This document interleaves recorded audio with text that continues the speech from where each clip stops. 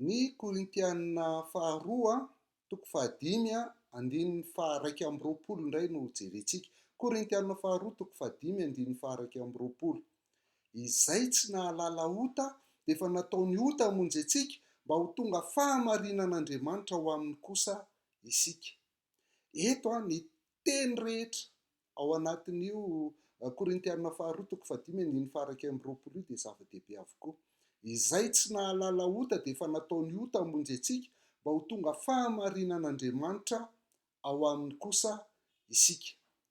Raha atombontsika izany amin'ny voalohany hoe izay tsy nahalala ota dia mazava ho azy fa miresaka ny Jesosy Kristy izany.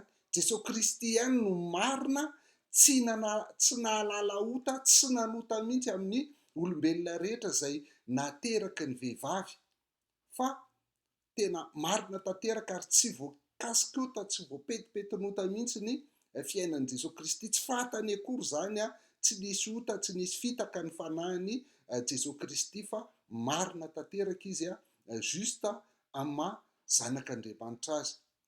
Dia tamin'ny fahafatesany teo amin'ny hazo fijaliana nefa dia hozy hoe efa nataony ota hamonjy antsika. Nataon'Andriamanitra ota izany Jesosy Kristy hamonjy antsika. Tsy hoe lasa mpanota izy fa natao ota izany hoe nitondra ny otantsika teo amin'ny hazo fijaliana.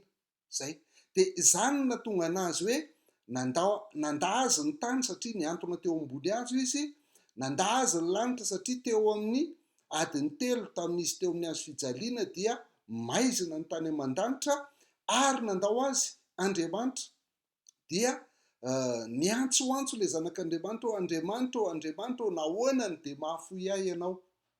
Ny valiny dia zao hoe satria Andriamanitra dia masina, tsy mahajery fahotana, fa izay mitondra fahotana izany dia tafasaraka amin'Andriamanitra. Dia izay no nahafoizan'Andriamanitra n'ilay Jesosy Kristy fotoana teo amin'ny fiainany nahafoizan'Andriamanitra azy, satria izay tsy nahalala ota dia nataon'Andriamanitra ota hamonjy antsika.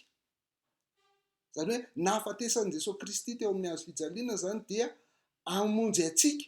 Ka rehefa mino amin'i Jesosy Kristy tsika, rehefa ao amin'i Jesosy Kristy tsika, dia izay no mahatonga antsika ilay mpanota iny lasa tonga fahamarinan'Andriamanitra ao amin'i Jesosy Kristy kosa.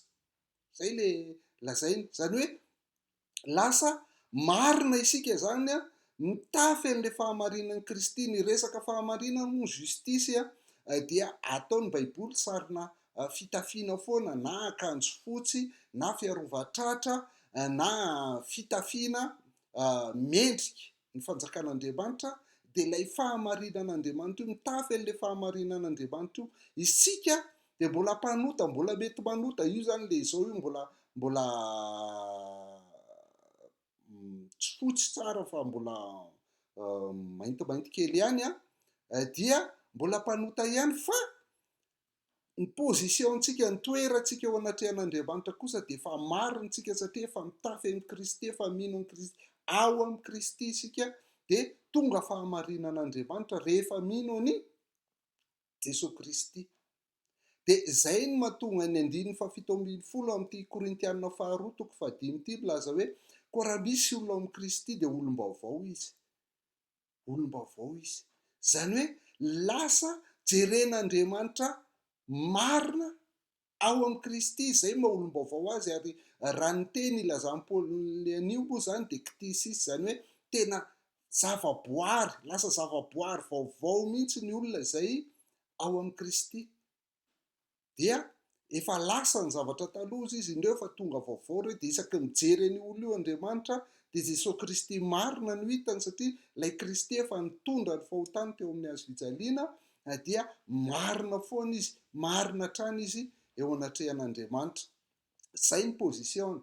Fa ny ataony kosa, ahoana kosa ny atao mba hifanaraka amin'ilay toerana hoe marina eo anatrehan'Andriamanitra sy ianao mahavita ny marina, dia iny efa nijerentsika teto hoe amin'ny fibanjina ny voninahitry ny Tompo. Rehefa isaky ny mamaky Baiboly isan'andro izy dia mibanjina ny voninahitry ny Tompo tahaka ny amin'ny fitaratra, dia hovaina hitovy endrika amin'i Jesosy Kristy. Izany hoe hianahaka an'i Jesosy Kristy ho marina tsy kelikely tahaka an' Jesosy Kristy isak'izay mamaky baiboly izy dia izay no mahatonga antsika marina zany eo anatrehan'Andriamanitra, satria Jesosy Kristy ilay tsy nahalala ota dia efa nataon'Andriamanitra ota hamonjy antsika mba ho tonga fahamarinan'Andriamanitra ao amin'i Jesosy Kristy kosa isika.